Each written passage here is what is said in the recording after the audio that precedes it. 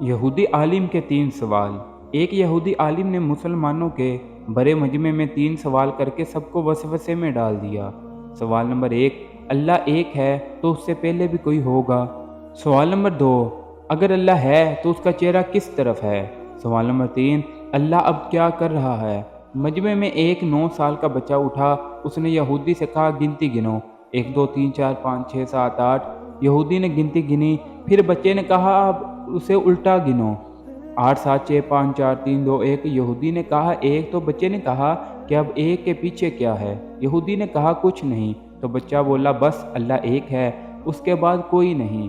دوسرے سوال کے لیے بچہ ایک دیا لایا اور اس کو جلایا۔